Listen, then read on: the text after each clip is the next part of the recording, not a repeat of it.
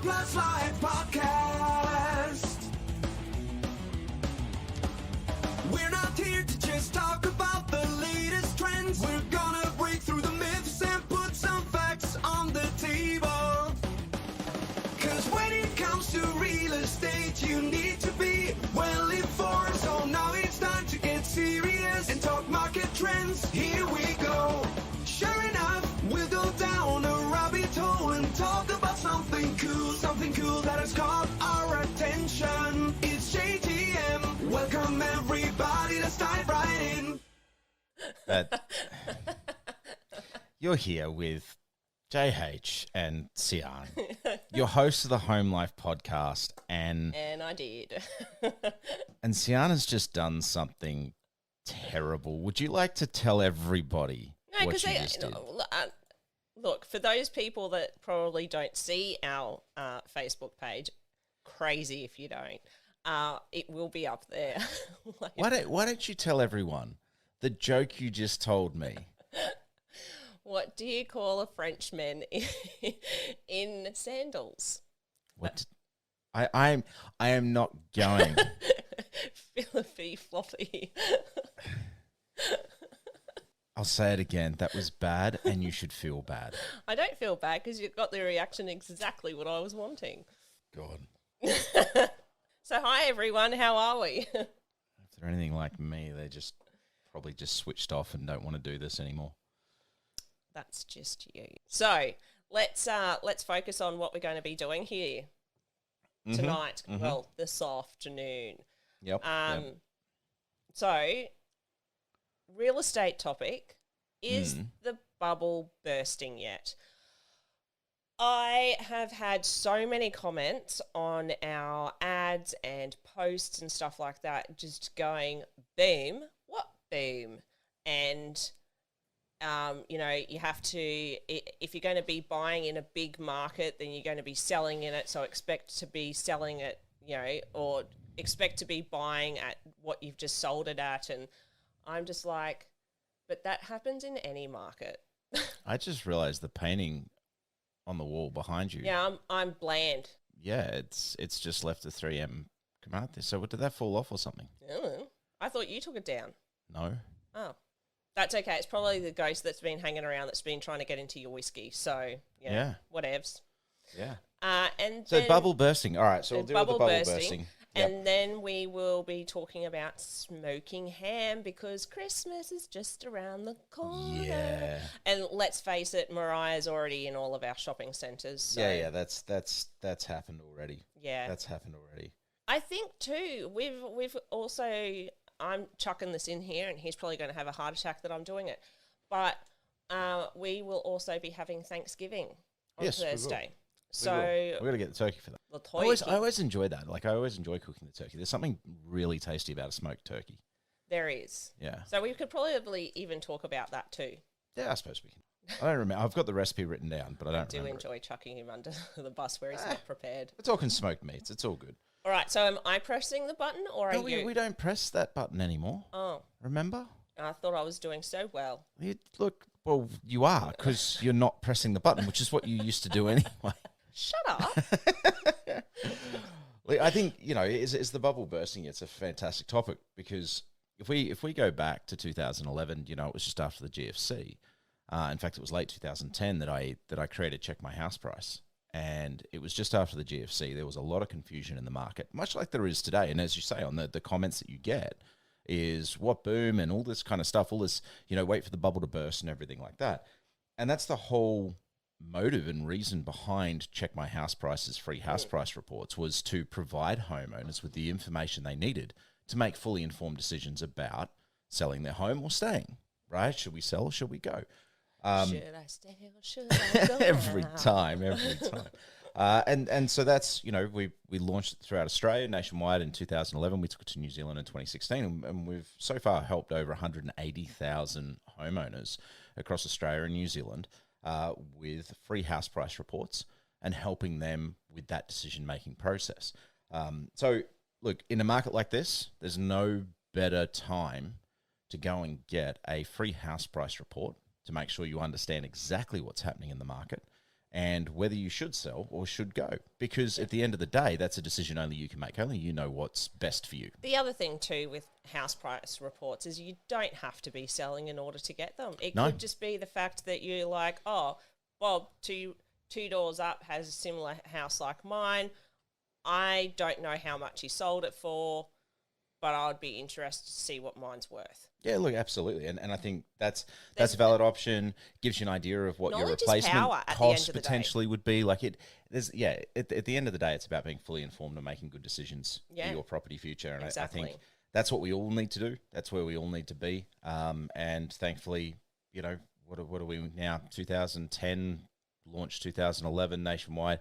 So we're now 12, nearly 13 years into being able to be that important piece, providing those reports for 13 homeowners. years in May. 13 years in May, being able to provide those house price reports for I'm homeowners across just Australia and New getting Zealand. whiffs of dinner tonight, so I'm trying to focus. Yeah, it's smelling good.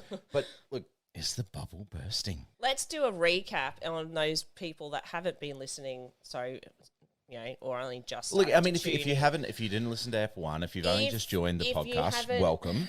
Thank Yeah, you. Thanks for exactly. coming along and joining us. Don't beat up on the people that have just joined here. Johnny, Jeez. come latelies. You're welcome. No, you're joking. Don't worry, she treats me like this all the time too. I love you. I love you. Come back. Come back. Yeah. So we have spoken quite a few times about supply and demand. Now, who'd have thunk that not building enough houses would have such an effect on demand? Or here's a funny thought: there's a demand for houses. Let's build them. Yeah, and we're building. I think Antonio Mercarella mentioned in the press. We talked about in the last episode. She said, we're building houses at the same rate we were in the 1980s, and we've got double Because the our population. population has not grown since Yeah, then. exactly. We've got double the population now. And this is the problem, right? Is the bubble bursting? Short answer, back of the baseball card, no. Right? Well, no, Switch off, because you're done. It's that's your answer. You've explained it a few times as to yeah, but- why there's no bubble in Well, Australia. and that's it. A bubble is something that is artificially inflated. Like it's got air inside it. There's nothing of substance.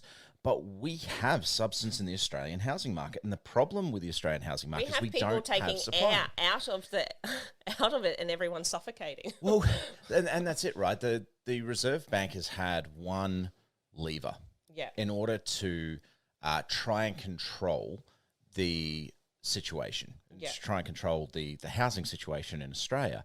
And that lever has been very much it's been a blunt weapon, for lack of a better term, and that's interest rates. But we've got to a point where, and we're seeing this more and more, and a lot of the people we're talking to on the ground who may have sold in this market, because prices are great. Prices are still really good. In fact, we covered last step. Every major city has recovered its losses except for Hobart and the Northern Territory. Yeah. But every other major city has recovered its losses that kicked in when the first interest rate rises hit. Right, so they're all at peak levels. Why are they at peak levels? Because there's not enough houses. Yeah. There's more people wanting these houses than there are people. And so the Reserve Bank goes, let's restrict money. Okay, cool. That has a flow-on effect, though.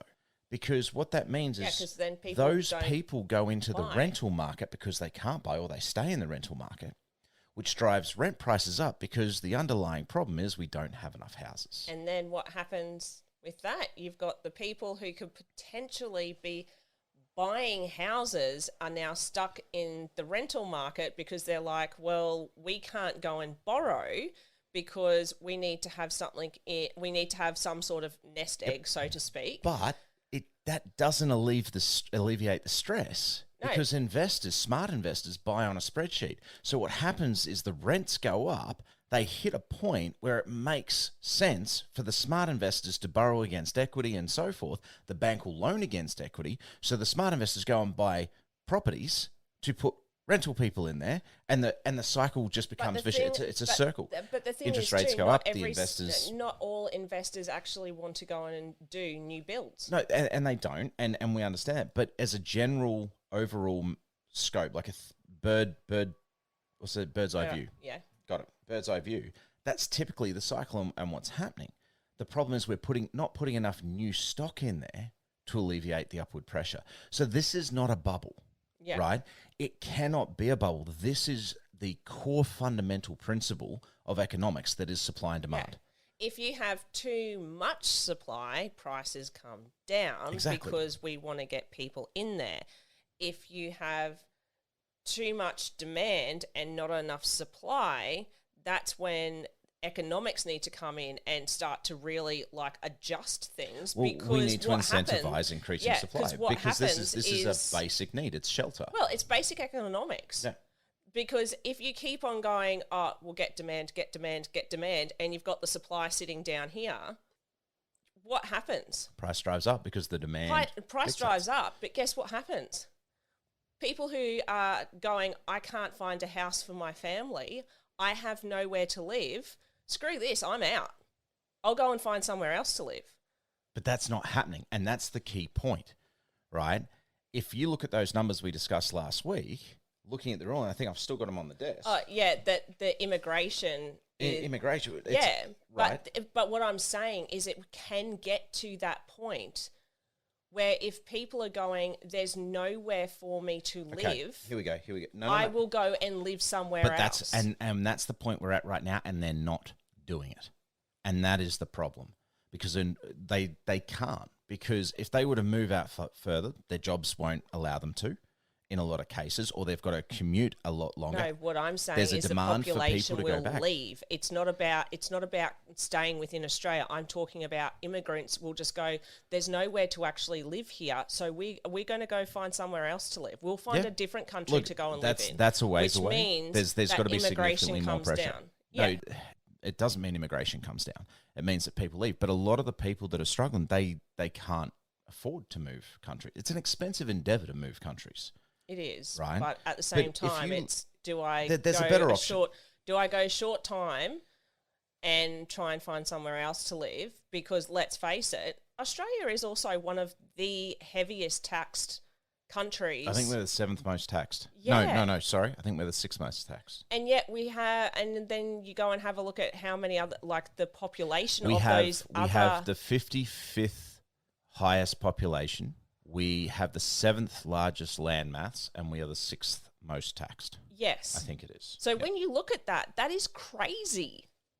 Go and Google that taxing one. We might be actually the 4th. I can't remember exactly. It's a stat I looked up a while back. So don't. But don't quote me on you that. have a look at it. That just doesn't make any sense. All right. So here's moving internationally.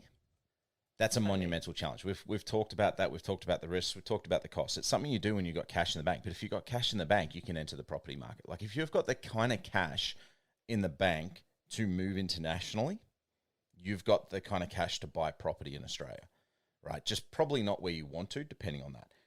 But there are opportunities in the market, and it's not. Sorry, I just read something from the treasury.gov.au. Oh God. Australia has relatively low average and marginal tax rates at low income levels, but relatively high marginal rates at high income levels. Yeah, that's nice. That sounds like a whole lot of marketing spin. Look, there are opportunities. Oh, they're calling us very progressive. I'm sorry, we still have stamp duty. That's a tax that has been in This place is for over coming from 1,000 years. This is coming from the Treasury. We are progressive. No, we're really not. We're progressively highly taxed. Yeah, happy days. That sounds like the Canberra bubble. All right, let's look at the opportunities. All right, we discussed last week all capital cities had regained, except for Hobart, Darwin, ACT. No one cares about ACT. Where growth hasn't returned has been in the non-major cities, non-capital city areas. There are cities that you can go to. So in New South Wales, they're still down 1.6% from their peak last year. Victoria's down 4.37% from its peak last year. South Australia's down 0.3%. There's still good value in South Australia. There is absolutely opportunity there. Tasmania down 1.21%. WA has actually been on the rise. We discussed this last week. They're at their peak. Queensland's at its peak. So there's opportunities to move further out. And obviously this depends on your work and what your transit and commuting needs are with regards to your work. But there are still some good properties and a fair few good properties out further. And if you start getting away from the capital cities, there's still value to be had. So it might be time to look for that transfer, look at relocating and moving out into those areas. And there's a lot of benefit to moving to more regional cities and towns. They often have similar facilities and especially a better lifestyle. And I can't say better facilities. Some of them do. Mackay's, Harvey Bay, they're all fairly well. Yes, but what you have to remember is that Mackay does also have a large FIFO population, right? So even though technically speaking it is regional, when like regional, yes. But that's my point. There's opportunities in these places. Yeah, but you still have to remember that there is still a lot of rural that's near Mackay, and the facilities, like even in, let's say, Tasmania, Launceston, they've got a decent-sized hospital there, but when it comes to actually seeing a doctor... Oh, it's a struggle. You're better off just flying to Melbourne. Yeah. It's a struggle. There's some long waiting lists in Tassie. That's if you go through the public system. Yeah. Thankfully, I have private health. Yeah. I'm not in Launceston, though. Yes, and that's it. But then you do have other places like, Boona, that's 40 minutes from Ipswich. Yep.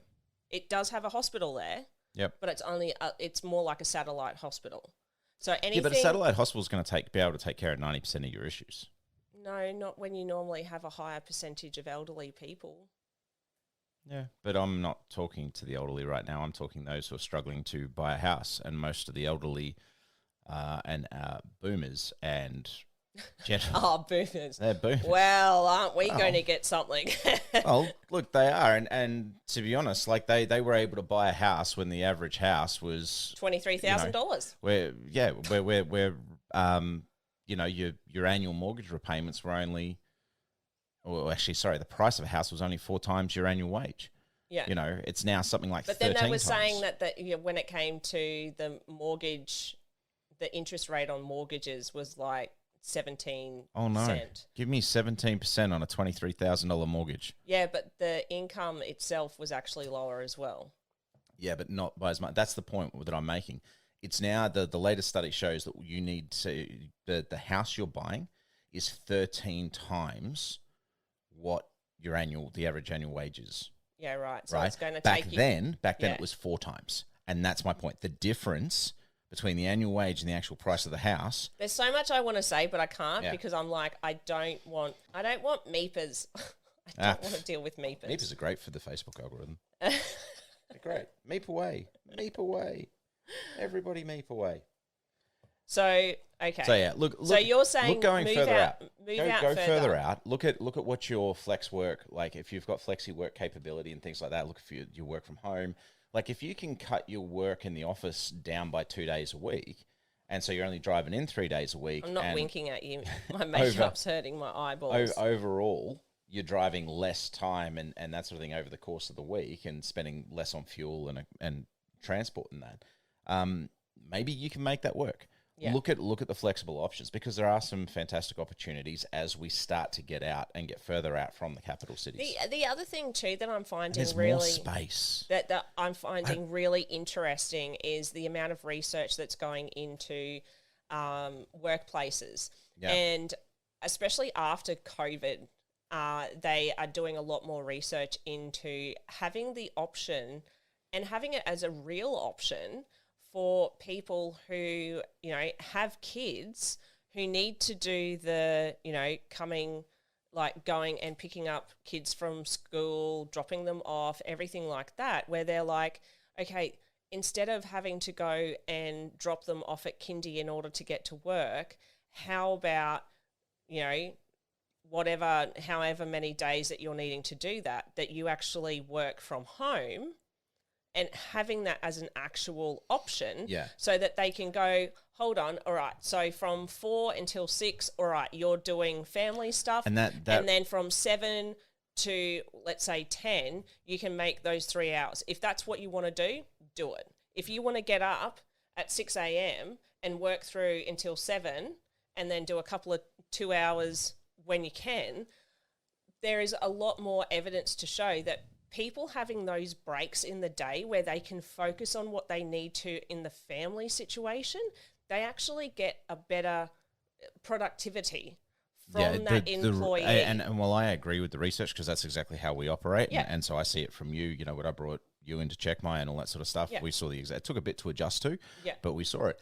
But look, maybe I'm a cynic, but the research isn't going to mean jack because the media is talking about get back in the office, get back in the office, get back in the office. To bosses demanding you go back to the office. Yeah. So there's a real challenge, I think. There's some bosses out there that, you know, quite honestly, there would probably be a lot less people going, look, Sunny Susan is really starting to take it out of me. Can I not work near her? And all of those types of things that you get in the workplace. Yeah, and I get that, but that's a HR problem. It's not like I hate to say this out loud, but the media has far too much influence in the day-to-day lives of Australians. Hold on, we work on social media. Yeah, absolutely. but the fact that, you know, these headlines are starting to pump out of get back into the office, get back into the office, you know, come back to the office, lose your job, whatever. I'm going to drink all in the these sorts office. of things.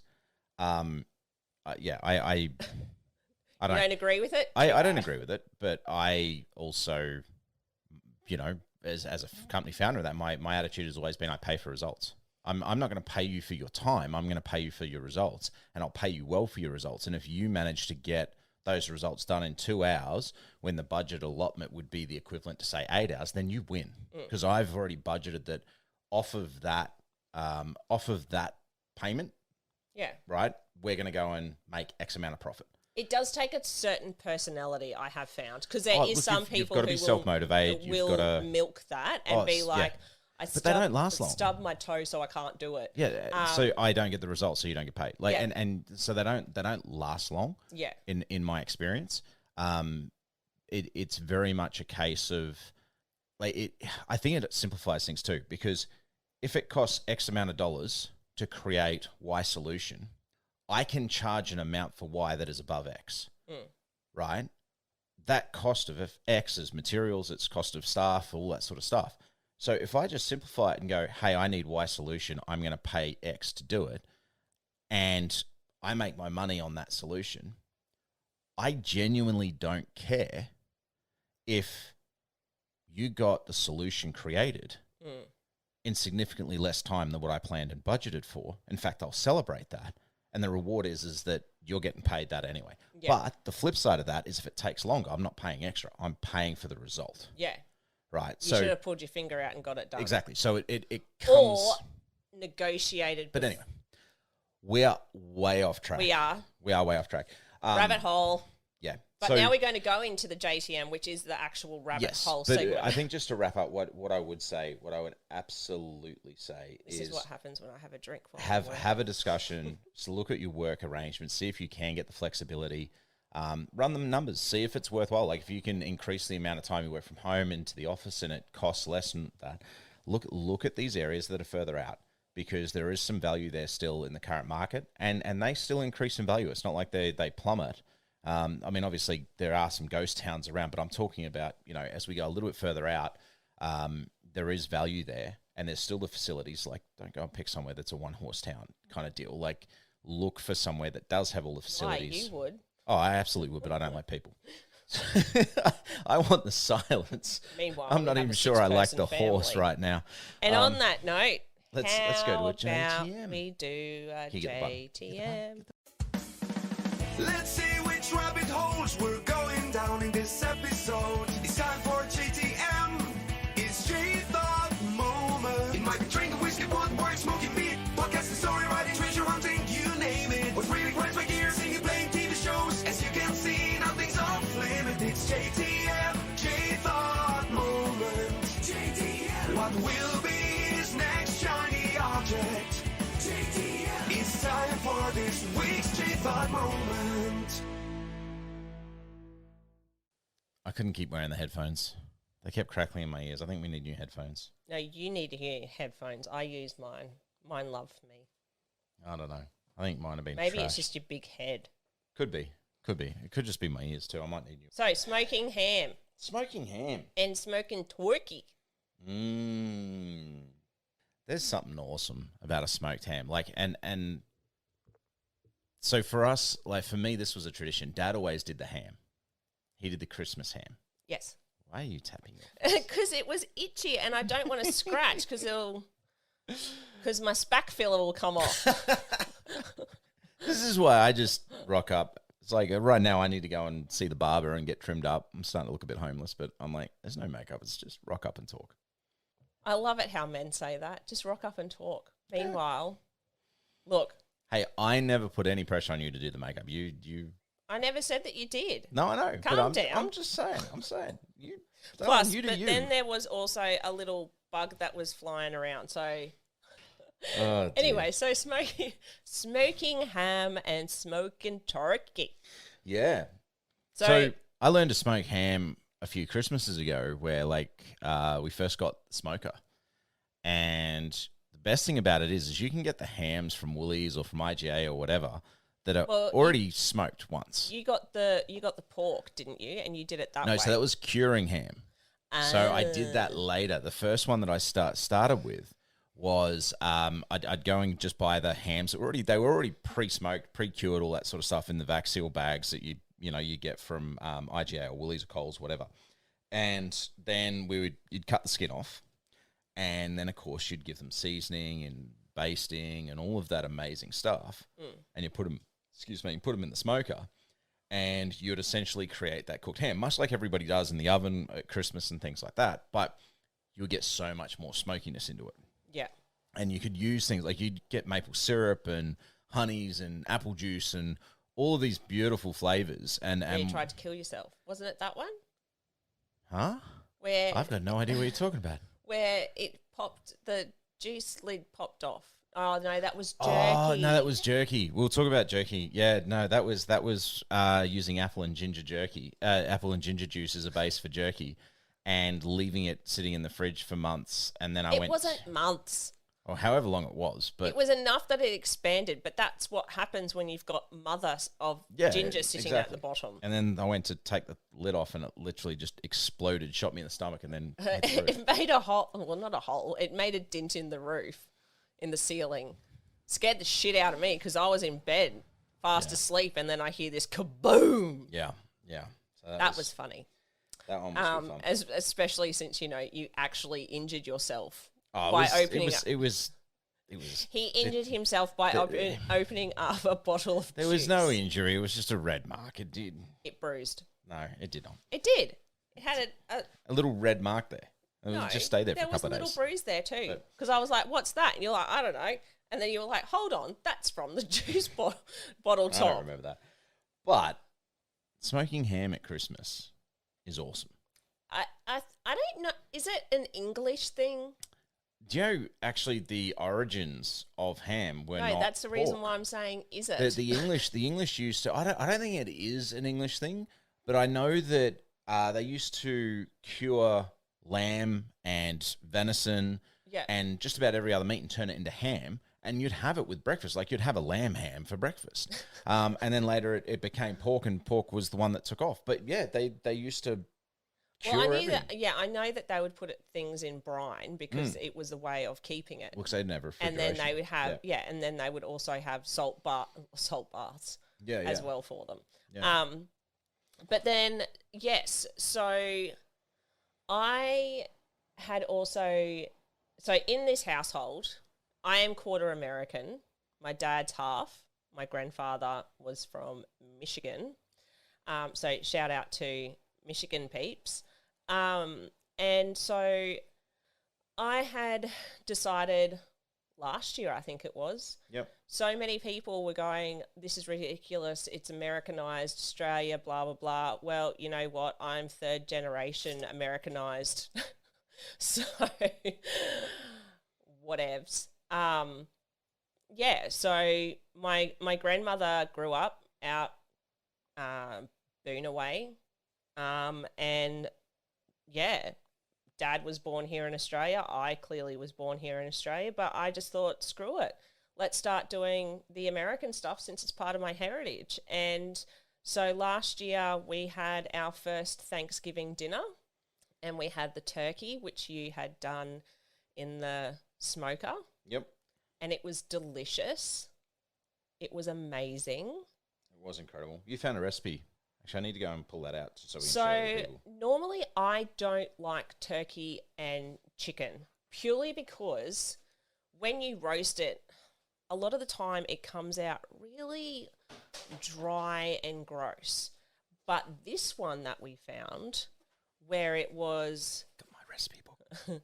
where it was basting, I think it was basting like for the first couple of hours every 20 minutes or something like that. I knew that it was pretty religious when it came to the basting. But oh my God, it was So this divine. one's called Juicy Roast Turkey from Recipe Tin Eats is the website. So it's recipetineats.com.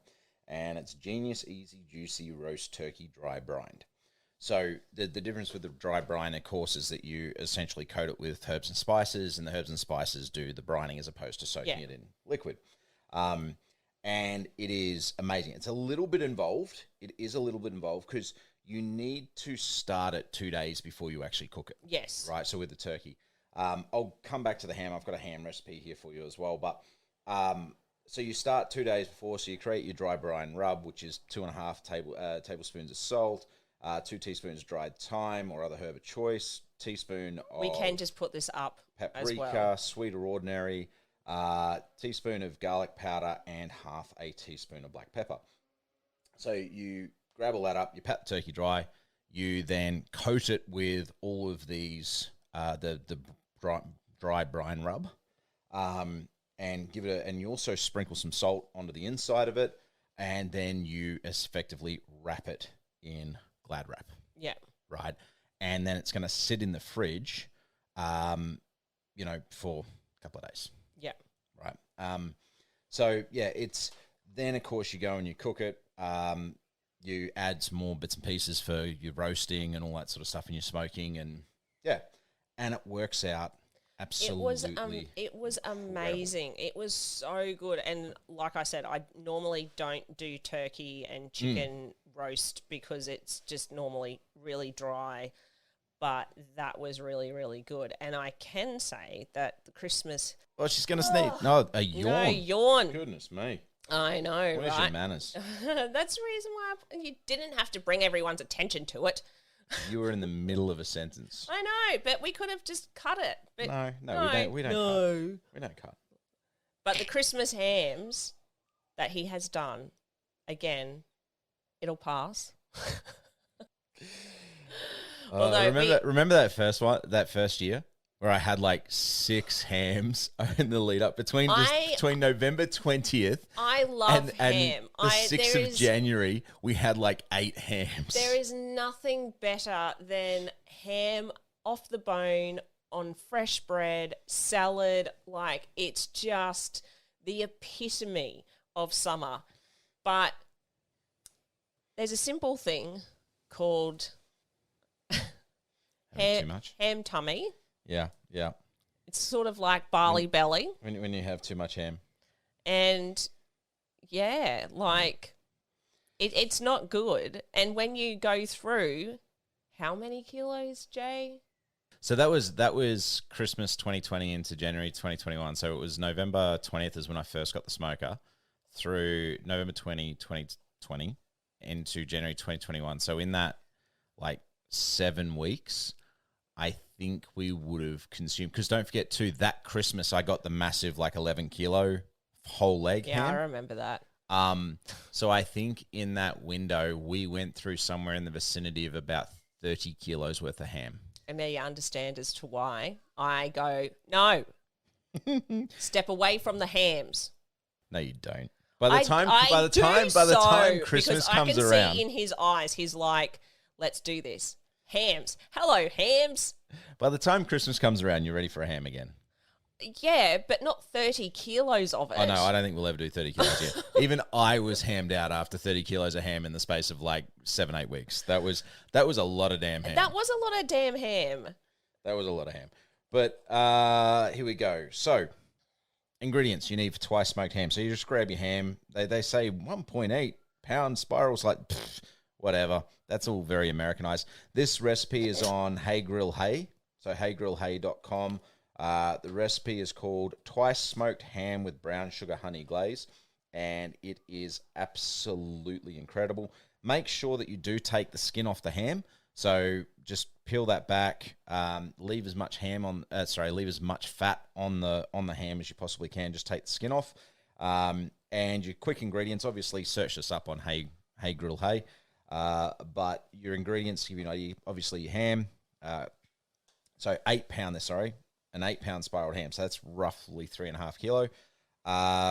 1 cup of chicken stock, brown sugar, honey, Dijon mustard, Worcestershire sauce, ground cinnamon, ground ginger. And they've also got a signature sweet rub that they'll teach you how to make as well, which is amazing. So smoke the ham, braise it with a liquid, and then glaze it with your brown sugar and honey, and give it a quick blast. Bit of flame broil to glaze or set the glaze, crisp it up, whatever. Caramelize is the word I'm looking for. So water boils, smoke broils. Broils. No. That's no. You basically smash it with heat and flame in that particular, like in a smoker. Like in my Pit Boss, I'll just open up and I'll go bang, and because you're essentially trying to superheat it so that it caramelizes all of the stickiness on the outside, and that's what creates those beautiful little square. I think you fat just missed what I was saying. Probably did, but. That's all right. Nothing goes over my head and too fast. I'll catch it. You get a button right then. When you want to be a sarky shit, you get the button right. But when it's time to do your job, you've got no idea what button. What am I doing here again? I'm so blessed that you love me. That's it for this week. We'll catch you next week. What are we talking about next week? Let's give everyone a bit of a preview. What are we talking about next week? This means that I need to be organised. I feel like saying, well, duh. You're meant to be the organised one. What's going on here? I found it. Found it? Yeah. Tricks to selling in January and a road trip update. Because, of course, when next week's episode goes to air, Tom and I will be on our road trip to Radelaide. So that should be good fun. Yeah, I'll just stay here. Yeah, cool. Thanks for that. Peace out.